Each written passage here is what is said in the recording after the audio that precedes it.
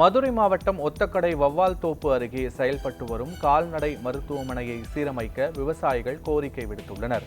கால்நடை மருத்துவமனை உரிய பராமரிப்பு இன்றி கவனிப்பாரற்று கிடப்பதால் அதிகப்படியான மரங்கள், செடிகள் சூழ்ந்து குப்பைகளை கொட்டும் இடமாக மாறியுள்ளதாக விவசாயிகள் வேதனை தெரிவித்துள்ளனர்.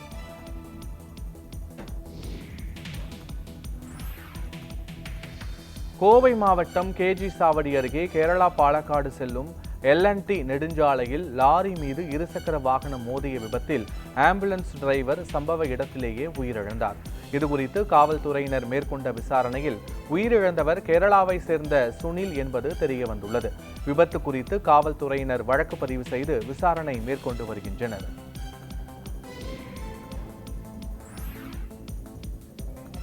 சென்னை ஓட்டேரி அருகே சிறிய உணவகத்தில் பீமா ராவ் குடியரசுக் கட்சியின் சென்னை மேற்கு மாவட்ட செயலாளர் கிஷோர்குமார் 5000 மாமூல் கேட்டு தகராறில் ஈடுபட்டதாக கூறப்படும் காட்சி வெளியாகியுள்ளது.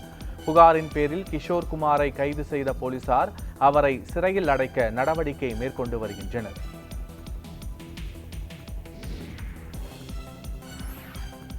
புதுச்சேரியில் தேசிய டெங்கு தினத்தை முன்னிட்டு சுகாதாரத்துறை ஊழியர்கள் சார்பில் நகர் முழுவதும் இருசக்கர வாகன விழிப்புணர்வு பேரணி நடைபெற்றது. இந்த பேரணியை சுகாதாரத்துறை இயக்குநர் ரவிச்சந்திரன் கொடியசைத்து தொடங்கி வைத்தார். இதில் 50க்கும் மேற்பட்ட சுகாதாரத்துறை ஊழியர்கள் கடற்கரை சாலையில் உள்ள காந்தி சிலையில் இருந்து நகரின் முக்கிய வீதிகள் வழியாக பேரணி சென்றனர். விருதுநகர் மாவட்டம் சாத்தூர் அருகே பல்பொருள் அங்காடியில் நூதன திருட்டில் ஈடுபட்ட 4 பெண்களை போலீசார் கைது செய்தனர். அங்கன்வாடியில் பொருட்கள் வாங்குவது போல் வந்து பொருட்களை திருடி சென்ற பெண்கள் மீது சிசிடிவி காட்சிகளின் அடிப்படையில் காவல்துறையினர் புகார் அளிக்கப்பட்டது. இந்த நிலையில் அதே பெண்கள் மீண்டும் பொருட்கள் வாங்குவது போல் வந்ததை அடுத்து கடை மேலாளர் போலீசாருக்கு தகவல் கொடுத்தார். இதையடுத்து உடனடியாக கடைக்கு விரைந்த போலீசார் ராக்கம்மாள், விஜயா, முத்துப்பாண்டியம்மாள், பாண்டியம்மாள் ஆகிய 4 பேரையும் கைது செய்தனர். சென்னை வியாசர்பாடியில் கோயில் பூஜைக்கு வைத்திருந்த பொருட்களையும் மோட்டார் உள்ளிட்ட உபகரணங்களையும் திருடிய நபரை போலீசார் கைது செய்தனர். வியாசர்பாடி பி. கல்யாணபுரம் பகுதியில் உள்ள ஸ்ரீ பெரியபாளையத்தம்மன் கோவிலில் கடந்த சில தினங்களுக்கு முன்னர் கோயிலுக்குள் நுழைந்த மர்ம நபர் தாம்பூலத்தட்டு, மணி கலச சொம்பு மற்றும் தண்ணீர் மோட்டார் உள்ளிட்டவற்றை திருடி சென்றார். வழக்கு பதிவு செய்த போலீசார் அதே பகுதியை சேர்ந்த ராபர்ட் என்பவரை கைது செய்தனர். அவரிடம் இருந்து தண்ணீர் மோட்டார் பறிமுதல் செய்யப்பட்டது.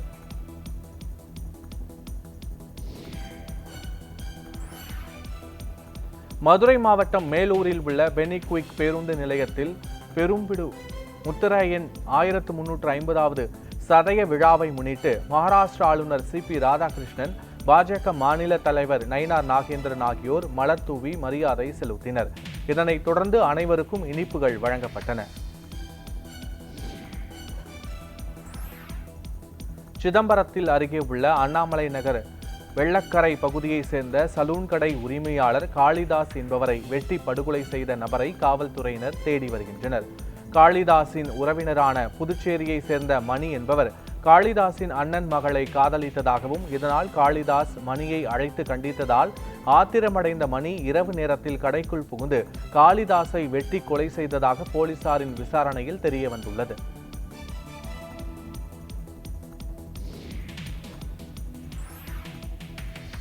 தருமபுரி மாவட்டம் ஆழ்மாரப்பட்டி கிராமத்தில் கஞ்சா விற்பனை செய்த நபரை கைது செய்து அவரிடம் இருந்து 1.5 கிலோ கஞ்சாவை பறிமுதல் செய்தனர். ரகசிய தகவலின் பேரில் சோதனையில் ஈடுபட்ட காவல்துறையினர் கஞ்சா விற்பனை செய்த சக்திவேல் என்பவரை கைது செய்து சிறையில் அடைத்தனர்.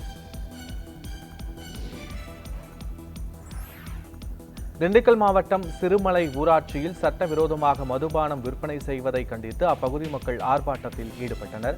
கடந்த சில மாதங்களாக அதிகாரிகள் ஆதரவுடன் சிறுமலை பகுதியில் கோபி என்பவர் சட்டவிரோதமாக மதுபானம் விற்பனை செய்து வந்ததாக கூறப்படுகிறது. இதுகுறித்து பலமுறை புகார் அளித்தும் எந்தவித நடவடிக்கையும் எடுக்காததால் பொதுமக்கள் சாலை மறியலில் ஈடுபட்டனர்.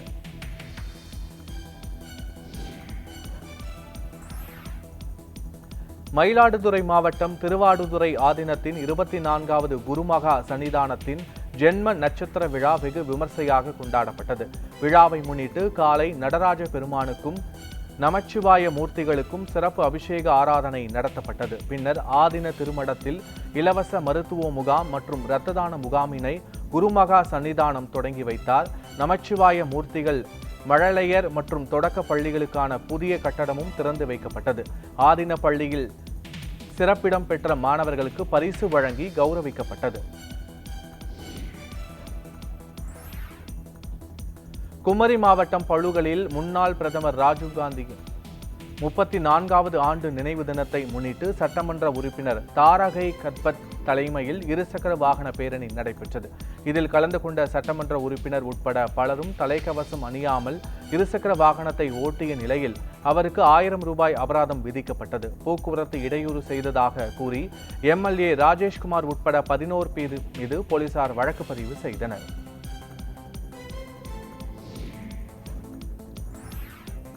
கேரள மாநிலம் திருச்சூரில் சாலையில் சென்று கொண்டிருந்த சொகுசு கார் திடீரென தீப்பிடித்து எரிந்து நாசமாகியது.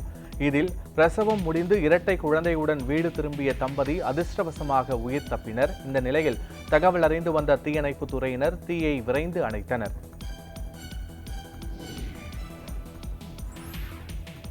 தூத்துக்குடி மாவட்டம் ஸ்டெர்லைட் துப்பாக்கிச்சூடு 7ஆம் ஆண்டு நினைவு தினத்தை முன்னிட்டு ஸ்டெர்லைட் ஆலைக்கு எதிராக போராட்டத்தில் உயிரிழந்தவர்களுக்கு அஞ்சலி செலுத்தப்பட்டது. துப்பாக்கிச்சூட்டில் உயிரிழந்த 15 பேருக்கு பாத்திமா நகர் தேவாலயத்தில் சிறப்பு திருப்பலி மற்றும் திருவுடைப்படத்திற்கு மெழுகுவர்த்தி ஏந்தி மலர் தூவி அஞ்சலி செலுத்தினர். இதில் ஏராளமான பொதுமக்கள் மற்றும் போராட்ட குழுவினர் கலந்து கொண்டு நினைவு மண்டபம் அமைக்க வேண்டும் என கோரிக்கை விடுத்தனர்.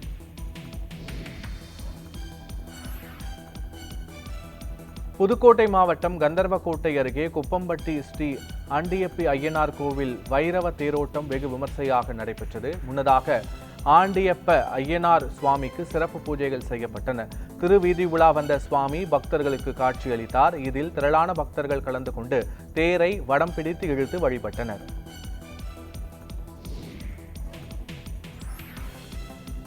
சென்னை பம்மல் குவாரியில் லாரி ஓட்டுநரை திமுக வட்ட செயலாளர் அனிஷ்டன் என்பவர் சரமாரியாக தாக்கியது புகார் எழுந்துள்ளது.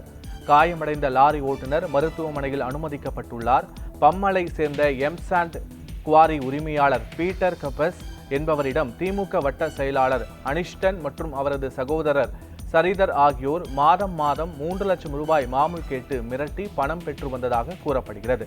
கடந்த சில மாதங்களாக குவாரி சரியாக செயல்படாததால் பீட்டர் கபஸ் அவர்களுக்கு பணம் கொடுக்கவில்லை என்று சொல்லப்படுகிறது. இந்த நிலையில் குவாரியில் இருந்து லாரியை எடுத்து சென்ற லாரி ஓட்டுநர் ராஜா என்பவரை தனது ஆதரவாளர்களுடன் சென்று திமுக வட்ட செயலாளர் அனிஷ்டன் கடுமையாக தாக்கியுள்ளார். தடுக்க வந்த குவாரி உரிமையாளர்களை தாக்கியுள்ளனர்.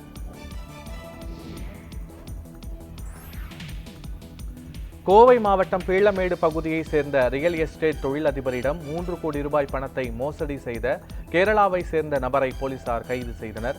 கேரளாவை சேர்ந்த சுனில்தாஸ் என்பவர் பீளமேடு பகுதியை சேர்ந்த ராமநாதன் என்பவருடன் நீண்ட நாள் நெருக்கமாக பழகி 3 கோடி ரூபாய் மோசடி செய்ததாக கூறப்படுகிறது. இதுகுறித்து வழக்கு பதிவு செய்த குற்றப்பிரிவு போலீசார் சுனில்தாஸை கைது செய்து நீதிமன்றத்தில் ஆஜர்படுத்தி சிறையில் அடைத்தனர்.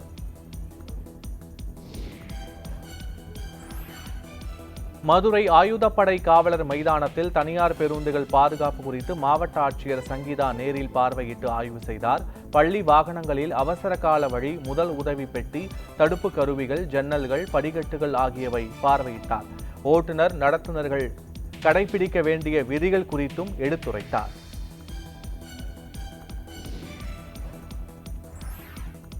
திருடப்போன இடத்தில் வீட்டிற்குள் சிக்கிக்கொண்ட திருடன் கதவை திறக்கவில்லை என்றால் உயிரை மாய்த்துக் கொள்வேன் என வீட்டின் உரிமையாளருக்கு மிரட்டல் விடுத்த சம்பவம் பரபரப்பை ஏற்படுத்தியுள்ளது. சென்னை வியாசர்பாடி பகுதியை சேர்ந்த ராம்ராஜ் என்பவரின் வீட்டில் யாரும் இல்லாத நேரத்தில் ஹசன் பாஷா என்பவர் வீட்டினுள் நுழைந்து திருட முயன்றுள்ளார். அதை கண்ட ரம்ஜான் வீட்டின் கதவை பூட்டவே சுதாரித்துக் கொண்ட திருடன் உயிரை மாய்த்துக் கொள்வதாக கொலை மிரட்டல் விடுத்துள்ளார். தகவல் அறிந்து சம்பவ இடத்திற்கு வந்த போலீசார் ஹசன் பாஷாவை கைது செய்தனர்.